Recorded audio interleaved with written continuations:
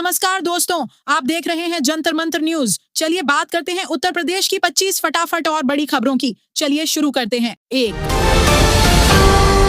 भारी बारिश का अलर्ट। उत्तर प्रदेश में मानसून पूरी तरह सक्रिय हो चुका है और मौसम विभाग ने 46 जिलों में बारिश की चेतावनी जारी की है। पश्चिमी यूपी के मेरठ समेत कई जिलों में मूसलाधार बारिश के कारण जनजीवन प्रभावित हुआ है। कुछ इलाकों में जल भराव की स्थिति बनने पर स्कूलों को एहतियात के तौर पर बंद रखने का फैसला लिया गया। लगातार बारिश से किसानों को राहत मिली है, लेकिन शहरों में ट्रैफिक और दैनिक जीवन प्रभावित हो रहा है। प्रशासन ने लोगों से अनावश्यक यात्रा से बचने और मौसम विभाग की सलाह का पालन करने की अपील की है। अगले 24 से 48 घंटे तक कई जिलों में तेज बारिश जारी रहने की संभावना जताई जा रही है। अब बढ़ते हैं अगली बड़ी खबर की तरफ। 2,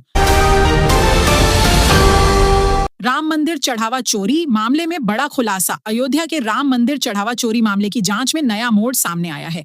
पुलिस रिमांड के दौरान आरोपियों की निशानदेही पर नकदी, सोने के गहने और एक कार बरामद की गई है। जांच एजेंसियां यह पता लगाने में जुटी हैं कि चोरी की रकम और सामान का इस्तेमाल कहां किया गया और क्या इस मामले में कोई अन्य व्यक्ति भी शामिल है। सुरक्षा व्यवस्था को और मजबूत करने के निर्देश दिए गए हैं ताकि भविष्य में ऐसी घटनाओं की पुनरावृत्ति न हो। फिलहाल जांच जारी है और आने वाले दिनों में इस मामले में और खुलासे हो सकते हैं। 3,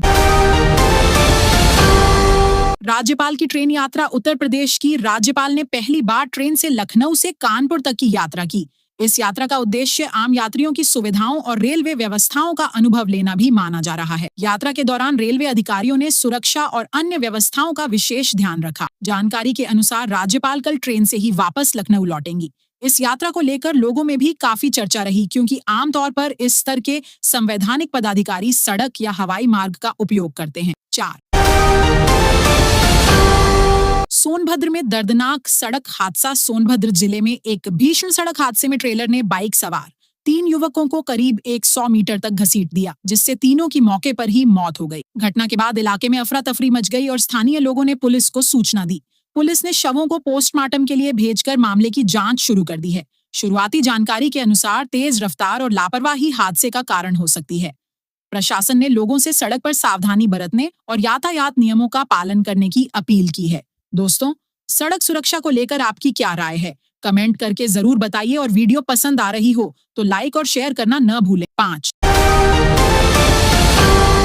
कानपुर और हरदोई में करंट से मौत। कानपुर और हरदोई से बेहद दुखद खबर सामने आई है। सफाई कर्मी की एटीएम से पैसे निकालते समय करंट लगने से मौत हो गई। बताया जा रहा है कि इस हादसे के बाद परिवार पर दुखों का पहाड़ टूट पड़ा और मृतक के 3 छोटे बच्चे अनाथ हो गए। घटना के बाद स्थानीय लोगों ने बिजली सुरक्षा व्यवस्था पर सवाल उठाए हैं। प्रशासन ने मामले की जांच के आदेश दिए हैं और जिम्मेदार लोगों पर कार्रवाई की बात कही है। यह घटना सार्वजनिक स्थानों पर बिजली सुरक्षा को लेकर गंभीर चिंता पैदा करती है। अब बढ़ते हैं अगली बड़ी खबर की तरफ। 6, गाजियाबाद में बारिश बनी जानलेवा। गाजियाबाद में लगातार बारिश के बीच एक दर्दनाक हादसे में 3 साल की मासूम बच्ची नाले में बह गई, जिसकी बाद में मौत हो गई। वहीं शहर के दूसरे इलाके में पानी में करंट उतरने से एक व्यक्ति की भी जान चली गई। इन घटनाओं के बाद नगर निगम और बिजली विभाग की कार्यप्रणाली पर सवाल उठ रहे हैं। प्रशासन ने लोगों से जल भराव वाले इलाकों से दूर रहने और खुले बिजली के तारों के पास न जाने की अपील की है। लगातार बारिश के कारण राहत और बचाव दल भी अलर्ट पर हैं। चलिए अब बात करते हैं अगली महत्वपूर्ण खबर की। 7, मेरठ में हाई अलर्ट। मेरठ के चर्चित ललिता हत्याकांड को लेकर गांव में सुरक्षा व्यवस्था कड़ी कर दी गई है। किसी भी अप्रिय स्थिति से बचने के लिए भारी पुलिस बल तैनात किया गया है। पुलिस लगातार इलाके में गश्त कर रही है और हालात पर नजर बनाए हुए है। प्रशासन का कहना है कि कानून व्यवस्था से खिलवाड़ करने वालों के खिलाफ सख्त कार्रवाई की जाएगी। स्थानीय लोगों से भी शांति बनाए रखने की अपील की गई है। फिलहाल पूरे मामले की जांच जारी है और पुलिस हर पहलू पर काम कर रही है। अब बढ़ते हैं अगली खबर की तरफ। 8, जिला पंचायत अध्यक्ष और ब्लॉक प्रमुख का कार्यकाल। उत्तर प्रदेश में जिला पंचायत अध्यक्षों और ब्लॉक प्रमुखों के कार्यकाल को बढ़ाने की तैयारी तेज हो गई है। सूत्रों के अनुसार आज इस संबंध में आदेश जारी हो सकता है। यदि ऐसा होता है तो प्रदेश की स्थानीय राजनीति पर इसका बड़ा असर देखने को मिल सकता है। सरकार का मानना है कि प्रशासनिक निरंतरता बनाए रखने के लिए यह फैसला जरूरी हो सकता है। हालांकि अंतिम स्थिति आधिकारिक आदेश जारी होने के बाद ही स्पष्ट होगी। अब बढ़ते हैं अगली बड़ी खबर की तरफ। 9, मुख्यमंत्री योगी का बड़ा कार्यक्रम। मुख्यमंत्री योगी आदित्यनाथ आज बांदा पहुंचे, जहां उन्होंने रानी अवंतीबाई लोधी की प्रतिमा का अनावरण किया। इसके अलावा अयोध्या में करीब 432 करोड़ रुपए की विभिन्न विकास परियोजनाओं का लोकार्पण और शिलान्यास भी किया गया। सरकार का कहना है कि इन परियोजनाओं से धार्मिक पर्यटन, आधारभूत सुविधाओं और स्थानीय रोजगार को बढ़ावा मिलेगा। मुख्यमंत्री ने विकास कार्यों को समय पर पूरा करने के निर्देश भी दिए। आने वाले समय में इन योजनाओं का लाभ लाखों लोगों तक पहुंचने की उम्मीद है। 10 यूपी में तेजी से बढ़ रहा EV market. Uttar Pradesh electric vehicle यानी ईवी बाजार में तेजी से आगे बढ़ रहा है। प्रदेश की हिस्सेदारी अब लगभग 18% तक पहुंच गई है और सरकार ने अगले 2 वर्षों में इसे 30% तक ले जाने का लक्ष्य रखा है। इसके लिए चार्जिंग इंफ्रास्ट्रक्चर बढ़ाने, लोगों को प्रोत्साहन देने और उद्योगों को निवेश के लिए आकर्षित करने की योजना पर काम किया जा रहा है। यदि यह लक्ष्य हासिल होता है तो प्रदूषण कम करने और रोजगार बढ़ाने में भी मदद मिल सकती है। अब बढ़ते हैं अगली बड़ी खबर की तरफ। 11 राम मंदिर पर मुख्यमंत्री योगी का बयान। राम मंदिर को लेकर मुख्यमंत्री योगी आदित्यनाथ का बयान एक बार फिर राजनीतिक चर्चा का विषय बन गया है। उन्होंने अपने संबोधन में कहा कि उत्तर प्रदेश के लोग उन ताकतों को राम मंदिर का विरोधी मानते हैं जो इस मुद्दे पर लगातार सवाल उठाते रहे हैं। इस बयान के बाद प्रदेश की राजनीति में नई बहस शुरू हो गई है। विपक्ष ने भी इस पर अपनी प्रतिक्रिया दी है और राजनीतिक बयानबाजी तेज हो गई है। आने वाले दिनों में यह मुद्दा और गर्मा सकता है क्योंकि दोनों पक्ष अपने अपने तर्क जनता के सामने रख रहे हैं। अब बढ़ते हैं अगली बड़ी खबर की तरफ। 12 कांवड़ यात्रा की हाईटेक सुरक्षा। मुजफ्फरनगर में कांवड़ यात्रा को सुरक्षित और व्यवस्थित बनाने के लिए इस बार हाईटेक इंतजाम किए गए हैं। पूरे रूट पर करीब 2500 AI कैमरे लगाए गए हैं और ड्रोन के जरिए भी लगातार निगरानी की जाएगी।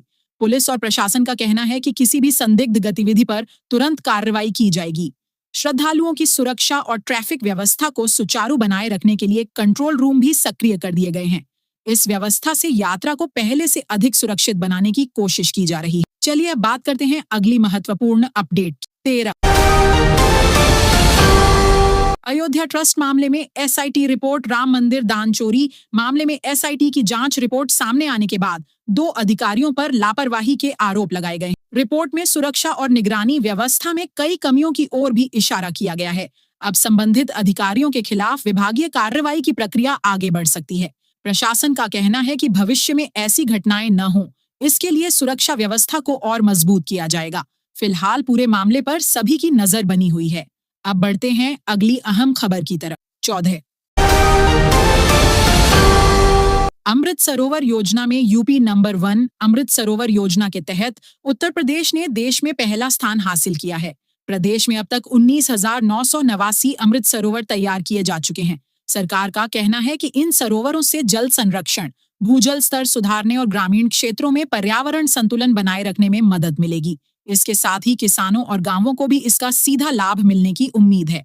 आने वाले समय में इस योजना के तहत और भी जल संरक्षण कार्य किए जाएंगे। 22 हरदोई में नहर में डूबने का हादसा। हरदोई जिले में नहर में नहाने के दौरान 2 बहनें तेज बहाव की चपेट में आ गईं। आसपास मौजूद लोगों और राहत टीम की मदद से एक बहन को सुरक्षित बाहर निकाल लिया गया, जबकि दूसरी की तलाश लगातार जारी है। प्रशासन ने गोताखोरों और बचाव दल को मौके पर लगाया है।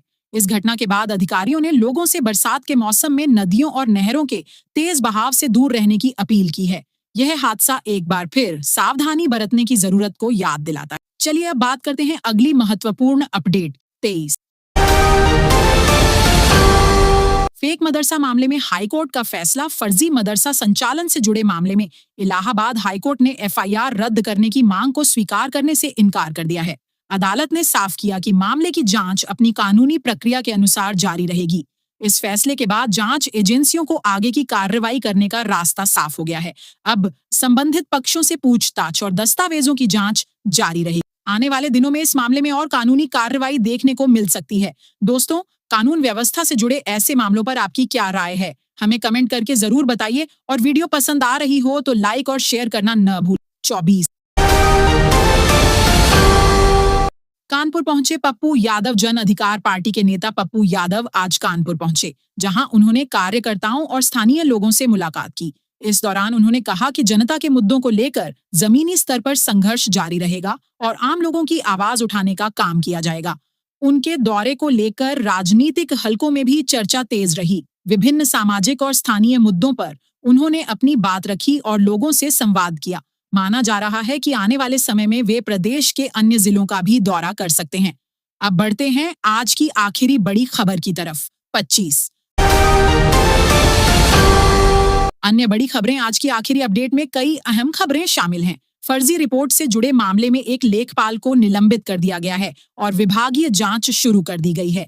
वहीं लगातार हो रही बारिश के कारण प्रदेश के कई जिलों में जलभराव, सड़कें धंसने और आवागमन प्रभावित होने की खबरें सामने आई हैं। प्रशासन राहत और मरम्मत कार्यों में जुटा हुआ है और लोगों से सावधानी बरतने की अपील की गई है। जिन इलाकों में भारी बारिश की संभावना है, वहां स्थानीय प्रशासन पूरी तरह अलर्ट पर है ताकि किसी भी आपात स्थिति से तुरंत निपटा जा सके। फिलहाल उत्तर प्रदेश की आज की 25 बड़ी और फटाफट खबरों में बस इतना ही। अगर आपको हमारी यह प्रस्तुति पसंद आई हो तो वीडियो को लाइक करें, अपने दोस्तों और परिवार के साथ शेयर करें और ऐसे ही उत्तर प्रदेश की हर बड़ी और भरोसेमंद खबर सबसे पहले पाने के लिए जंतर मंतर न्यूज को अभी सब्सक्राइब करें। आपकी राय हमारे लिए बेहद महत्वपूर्ण है, इसलिए कमेंट बॉक्स में अपनी प्रतिक्रिया जरूर लिखें। जय हिंद, वंदे मातरम।